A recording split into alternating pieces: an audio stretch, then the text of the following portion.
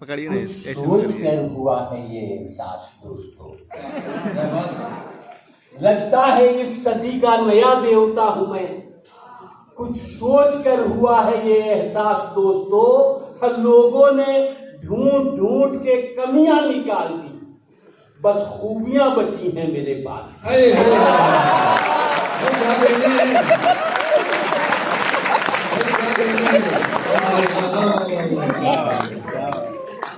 बहुत अच्छा है बाबा बाबा। दोस्तों, मुशायरों में लोग आमतौर पर किसी को टारगेट बना लेते हैं। मैं तो सिर्फ नाज़िम मुशायरा को और सदर को देखता हूँ। ये 4 मिसरे पढ़ता हूँ कि वफादारी निभाने में अदाकारी नहीं करता। क्या कहना, वफादारी निभाने में अदाकारी नहीं करता, और वो अहमक है जो गद्दारों से गद्दारी नहीं करता। वफादारी निभाने में अदाकारी नहीं करता, और वो अहमक है जो गद्दारों से गद्दारी नहीं करता। हम वफादारी का ये आलम के सब कुत्ता समझते हैं, यही सब सोच कर मैं भी वफादारी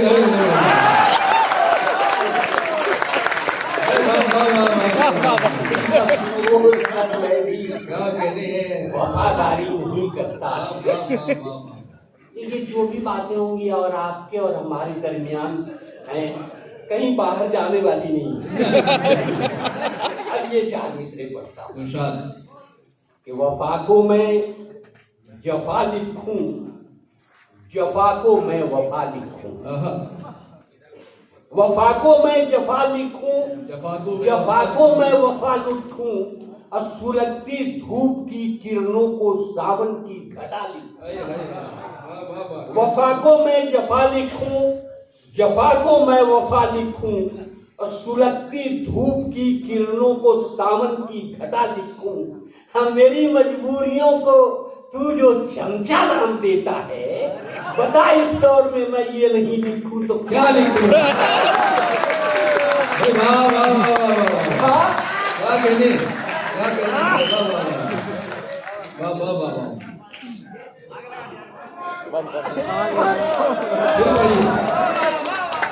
मुझे बार बार पढ़ने में कोई एतराज नहीं। एक साल गजल पढ़ रहे थे जिसमें रदीफ उन्होंने लगाई थी जागते रहो। जब गजल पढ़ चुके तो किसी ने कहा कि मुकर्रर कहा कौन सा शेर पढ़ूं? कहा पूरी गजल फिर पढ़ी। उन्होंने कहा इस गजल में कौन सी बात है कि मैं बार बार पढ़ूं? तो कहा तो गजल तो 2 कौड़ी की भी नहीं, लेकिन रदीफ लगाई है जागते रहो। आज मोहल्ले का चौकीदार छुट्टी पर है, आप ही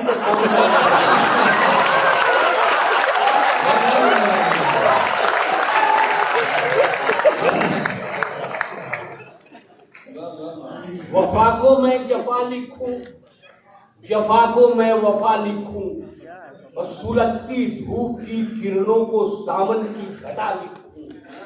हम मेरी मजबूरियों को तू जो चमचा नाम देता है, बता इस दौर में मैं ये नहीं लिखूं तो क्या लिखूं? खुशी अकबर साहब सुनिएगा, ये 4 मिसरे पढ़ता है। हाजिर करता हूँ शकील भाई भी बैठे हुए हैं कि क्या बेचने की बात थी, क्या बेचता हूँ मैं। क्या बेचने की बात थी, क्या बेचता हूँ मैं। घोड़ा बता बता के गधा बेचता हूँ।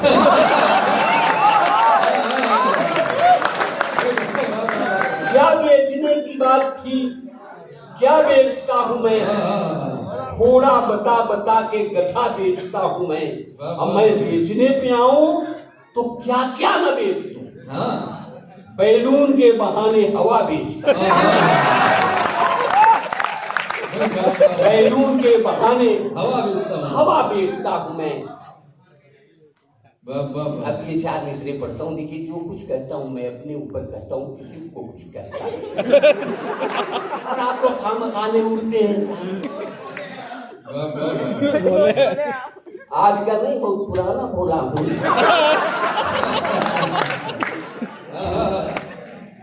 हम हैं गरीब फिर भी कहाँ छूट रहे हैं, हम हैं गरीब फिर भी कहाँ छूट रहे हैं, जिनसे लिए थे कर्ज हमें कूट रहे हैं। हम हैं गरीब फिर भी कहाँ छूट रहे हैं, जिनसे लिए थे कर्ज हमें कूट रहे हैं। और जो लोग लोन बैंक से लेकर हुए फरार, लंदन में जिंदगी के मजे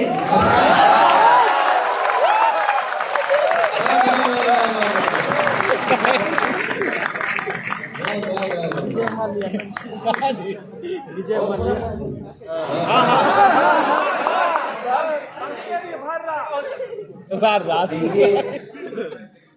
एक मतलब और एक शेर पढ़ता हूं कि जो दिल गुर्दा कलेजी खाएंगे वो पहलवान होंगे।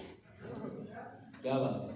जो दिल गुर्दा कलेजी खाएंगे वो पहलवान होंगे, और ज़बां जो तल के खाएंगे वही अहले ज़बां होंगे। और कढ़ाई चाटते जो हैं वही कफगीर खां होंगे, और जो चिपके होंगे हांडी से वही चमचा होंगे।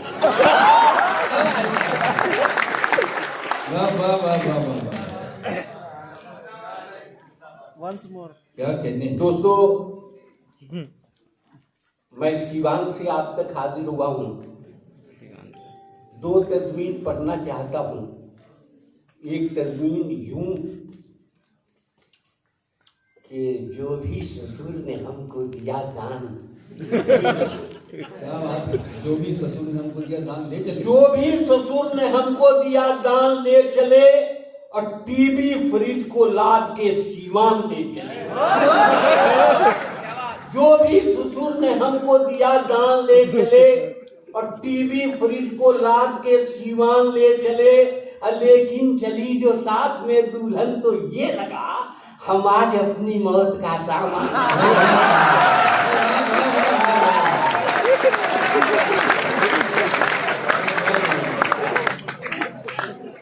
मैं सोच रहा था कि मैं अकेले इसका रोगी हूँ, लेकिन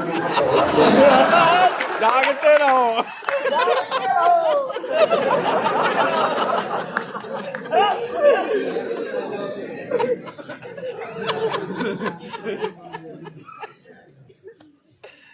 आइए एक छोटी सी नज़्म पढ़ता हूँ। वक्त का ख्याल मुझे भी है, और मैं चाहता हूँ यहाँ हिंदी और उर्दू दोनों जबान के लोग इसे स्टेज पर आएंगे। 4 मिसरे पढ़ता हूँ, सुनिएगा कि उसे हिंदी से क्या मतलब, उसे उर्दू से क्या मतलब। क्या कहने नहीं, क्या अच्छा मिसरा है। उसे हिंदी से क्या मतलब, उसे उर्दू से क्या मतलब, वो हिंदी और उर्दू में सियासी भेद करता है। अब खिलाऊं कैसे बिरयानी मैं हिंदी और उर्दू की, वो जिस थाली में खाता है उसी में।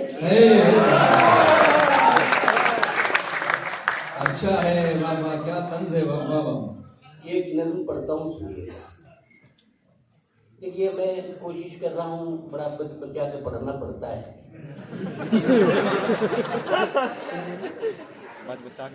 इसलिए बचा के पढ़ना पड़ता है कि आप लोग तो अपने घर चले जाइएगा, मुझे सिवान तक जाना है। आइए नज़्म पढ़ता हूँ कि शहर के नुक्कड़ पे रहते थे कोई फेमस हकीम, नाम था मशहूर उनका हर तरफ मिर्जा नसीम।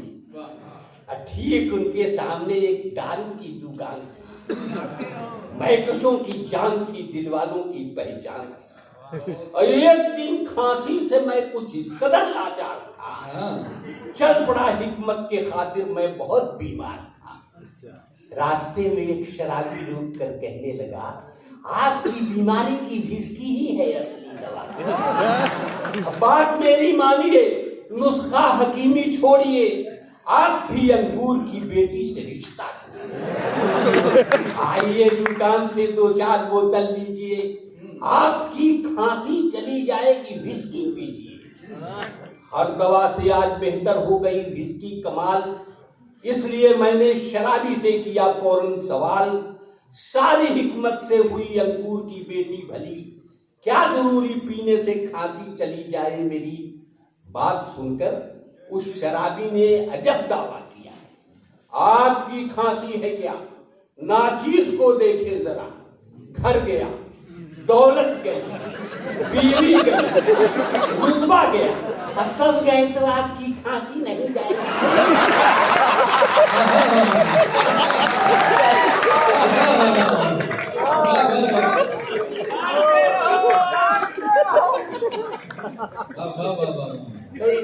एक छोटी सी और देखिए, यहाँ कुछ बालिग लोग हैं और कुछ भूतपूर्व बालिग। इसलिए ये नल पढ़ने में मुझे कोई दिक्कत नहीं। कि एक साहब अहलिया के साथ जब होटल गए, प्यार और जज्बात की रंगीनियों में ढल गए। एक टेबल पर गए, बैरे को ऑर्डर कर दिया, खाना लाए तब तक एक वाकया नाजिल हुआ। आ गई एक शोक लड़की, गुलबदन थी फुलझड़ी, जैसे कोई हुस्न की मलका हवाओं पर चढ़ी। एक नजर देखा तो ठिठकी, हो गई पल भर खड़ी, हेलो कहकर मुस्कुराई, फिर वहां से चल पड़ी। कौन है लड़की बताओ, बीवी ने जब ये कहा। क्या बताएं, सोचकर साहब का सर चकरा गया। अब फिर तो बीवी ने किए शौहर पे जब तेवर करे, बौखलाहट में मियाँ बीवी से ये कहने लगे, उल्टे सीधे पूछती रहती हो अक्सर या खुदा, जानकर तुम क्या करोगी बेसबब बेफायदा। और अपने को तो दोनों जानिब से बचाना है मुझे, पहले तो तुम कौन हो उसको बताना है।